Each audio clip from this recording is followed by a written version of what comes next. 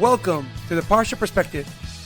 Each week, we will delve deep in a weekly Torah portion to find a practical and insightful way to enhance your daily life.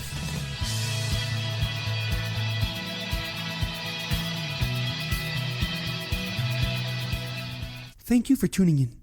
My name is Shalom Yemini.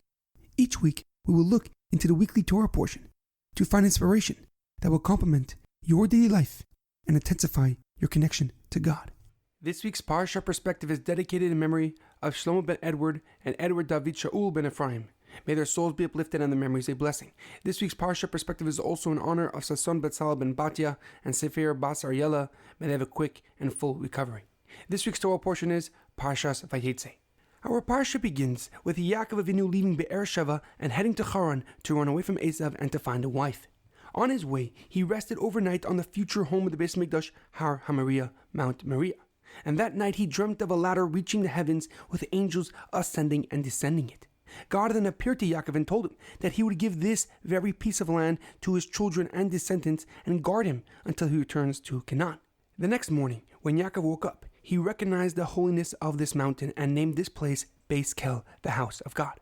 When Yaakov finally arrived in Charan, he met Rachel, Lavan's youngest daughter and cousin, by the city well with her father's sheep. However, there was a large rock blocking access to the well's opening.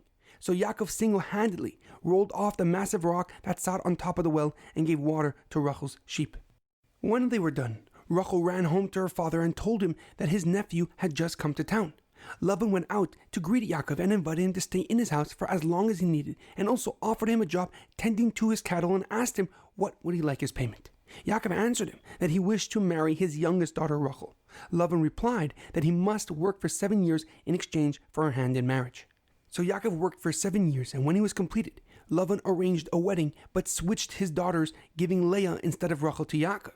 The next morning when Yaakov realized what happened, it was already too late. So he worked another 7 years to marry Rachel. However, a question comes to mind. After Yaakov married Rachel, the Torah writes that Leah was hated by Yaakov, and therefore God took pity on her and gave her children. As the pasuk writes, "Vayar Hashem kisnua Leah, vayiftach es rachma," and Hashem saw that Leah was hated and opened up her womb.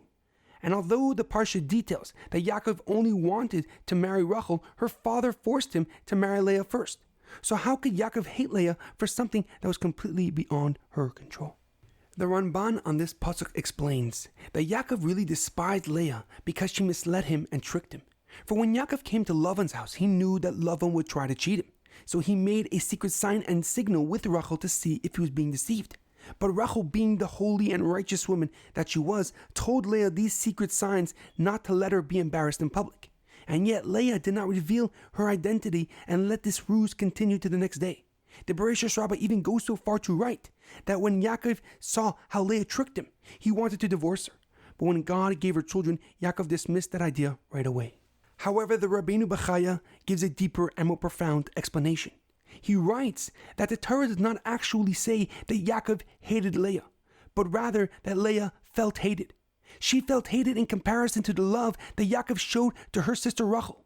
Yaakov did not even know that Leah was suffering, hence the pasuk saying God saw that Leah was hated, not that God saw that Yaakov hated Leah. And because Hashem is sensitive, compassionate, and caring towards even the feelings that Leah had.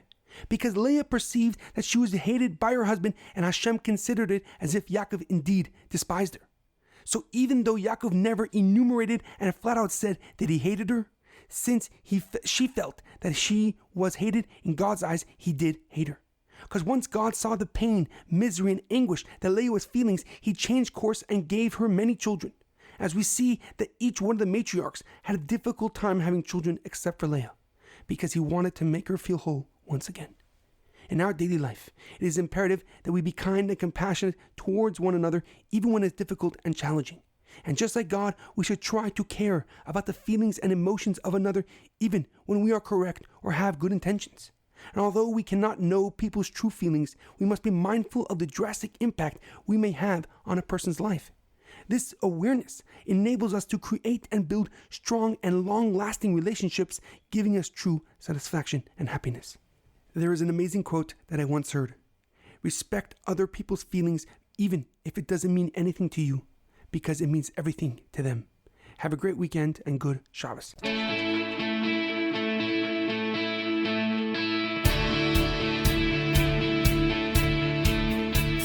Thank you for tuning in to the Parsha Perspective. Check out our website, theparshaperspective.com. Send thoughts and comments to theparshaperspective@gmail.com. Till next time, thanks for listening.